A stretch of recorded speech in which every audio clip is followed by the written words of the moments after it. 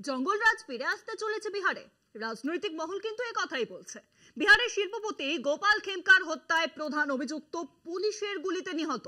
গত সপ্তাহে রাজধানী পাটনার জনবহুল এলাকায় দুষ্কৃতীদের গুলিতে শিল্পপতি হত্যাকাণ্ডের রেশ কাটার আগেই সোমবার গভীর রাতে পুলিশের সঙ্গে গুলি বিনিময় ও দুষ্কৃতী নিহতের ঘটনায় রাজ্যের জঙ্গলরাজ ফিরে আসার লক্ষণ স্পষ্ট হয়ে উঠছে বলে রাজনৈতিক মহলের ব্যাখ্যা। আগামী বিধানসভা ভোটে যার দাম দিতে হতে পারে নীতিশ প্রশাসনকে। জাতপাত নির্ভরতা বাদ দিলে বিহারের রাজনীতিতে আইন শৃঙ্খলার প্রশ্ন বছরের পর বছর রাজ করেছে ভোটের ময়দানে। বিশেষ করে লালু প্রসাদ যাদবের আরজেডি সরকারের আমলে গোটা দেশেই জঙ্গলরাজ ও বিহার সমর্থক হয়ে উঠেছিল। 2005 সালে বিধানসভা নির্বাচনী প্রচারে পাটনায় অটল বিহারী বাজপেয়ী প্রথম রাজ্যের আইন শৃঙ্খলার অবনতিকে জঙ্গলরাজ বলে অভিহিত করেছিলেন। 15 বছরে লালু প্রসাদ রাবড়ির শাসনের অবসানে বাজপেয়ীর ওই জঙ্গলরাজ খতমের ডাক ম্যাজিকের মতো কাজ করে।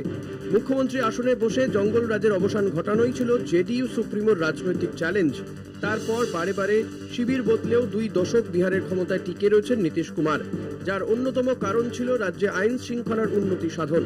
কিন্তু আসন্ন বিধানসভা ভোটে ফের নীতিশ জামানাকেই জঙ্গলরাজের দায় সামাল দিতে হচ্ছে। গত কয়েক বছরে রাজ্যে বেড়ে গিয়েছে নানা ধরনের দুষ্কৃতী তাণ্ডব। ধর্ষণ, অপহরণ, খুনের ঘটনা গত 5 বছরে প্রায় 30% বেড়ে গিয়েছে বলে জানিয়েছে জাতীয় ক্রাইম রেকর্ড ব্যুরো। গত শুক্রবার রাজধানী পাটনায় গান্ধী ময়দানের অদূরে শিল্পপতি গোপাল খেমকাকে তার বাসভবনের সামনেই গুলি করে খুন করে দুষ্কৃতীরা। ভোট আগামী নভেম্বরে। সেই প্রেক্ষিতে পাটনার জনবহুল এলাকায় শুটআউটের ঘটনা মুখ্যমন্ত্রীর চাপ বাড়িয়ে দিয়েছে। রাত প্রায় 11:45 নাগাদ বাড়ি ফেরার পথে বাইকে করে আসা বন্দুকবাজের হাতে আক্রান্ত হন ওই শিল্পপতি। ঘটনায় মূল অভিযুক্তরা অস্ত্র পাচারে যুক্ত বলে জানা গিয়েছে। এই হত্যাকাণ্ড নিয়ে চলতি বিতর্কের মধ্যেই সোমবার রাতে খেমকার আততায়ীদের ধাওয়া করে ধরতে গিয়ে পুলিশের সঙ্গে গুলি বিনিময়ে নিহত হয় এক দুষ্কৃতী। ঘটনায় আতঙ্ক ছড়িয়েছে রাজধানীতে। ভোটের আবহে এইসব ঘটনা বিরোধীদের হাতিয়ার হয়ে উঠতে চলেছে।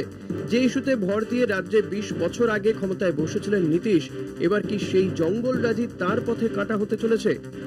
কলকাতা টিভি।